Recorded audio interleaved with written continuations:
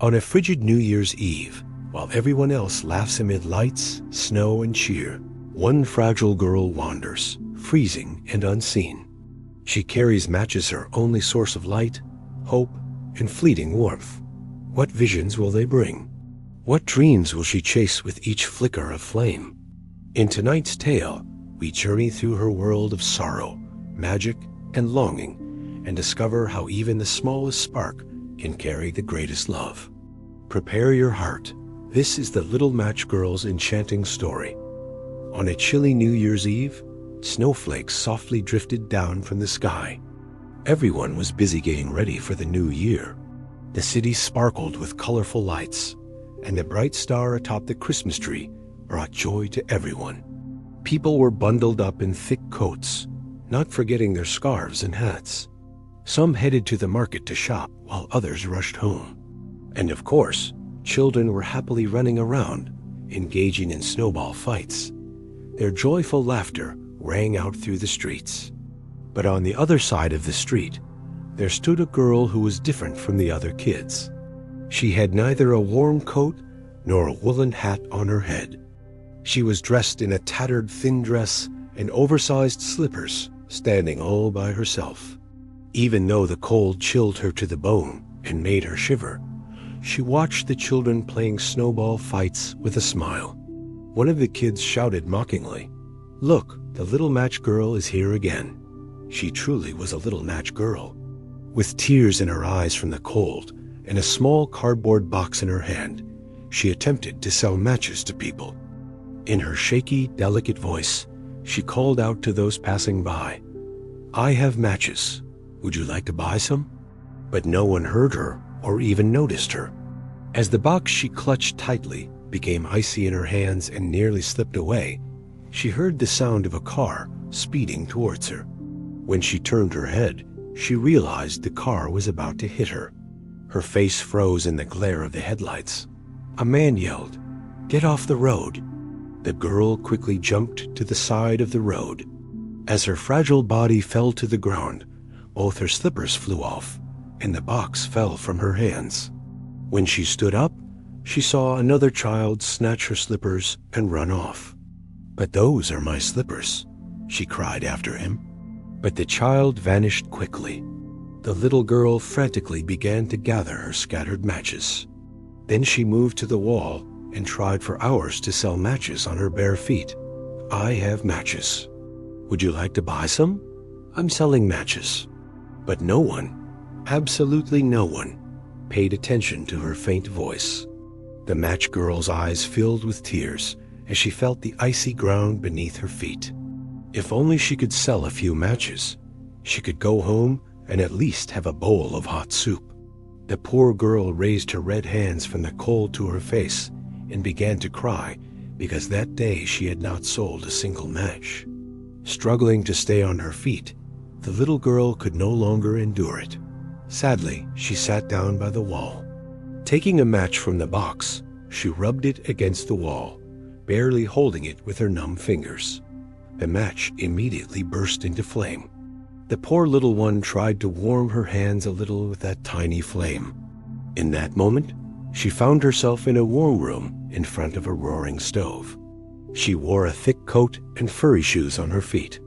Her hands were no longer cold. She even got so warm that she began to sweat. Then the match in her hand went out. With the little flame gone, that sweet dream also ended. The girl lit another match. At that moment, an icy wind blew. She quickly turned her face to the wall and shielded the flame with her hand so it would not go out. As the girl watched the flame, the wall in front of her slowly disappeared. In its place appeared a wide, warm room.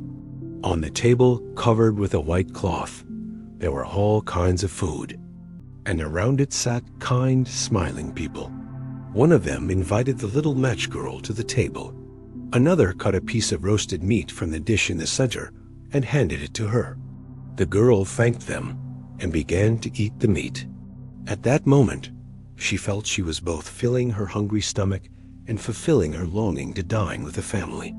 Joyful laughter surrounded the table as everyone exchanged the New Year gifts they had received. A woman asked the match girl, "Would you like some mashed potatoes too?" The girl's eyes welled up with tears, and she shyly smiled because this woman resembled her mother. The little girl enjoyed some mashed potatoes and sipped a warm bowl of soup. For the first time in ages, she felt completely full. In that moment, she smiled, feeling safe and cherished. Then, she reached for a piece of chocolate cake on her plate with her fork. But just then, the match she held extinguished. She cried, quickly tossing the burnt match to the ground. The smiling faces faded one by one. The lovely table transformed into cold stone walls. The chilly, snowy air and profound silence enveloped her once more.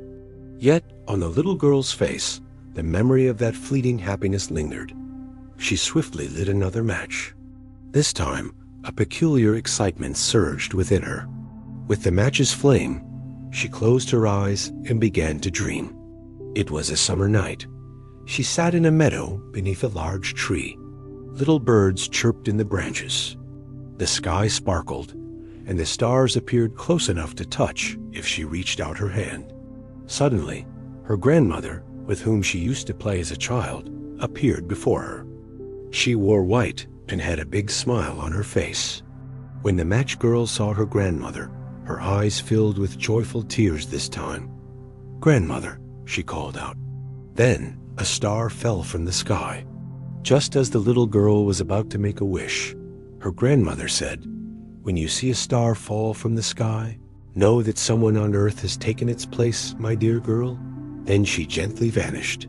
The little girl cried out after her, "Wait, don't go, grandmother. I've missed you so much."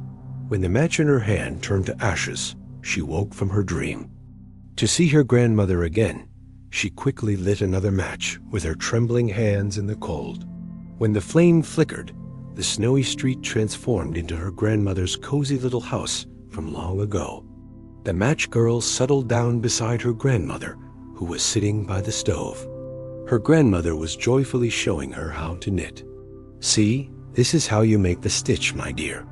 Now pay close attention."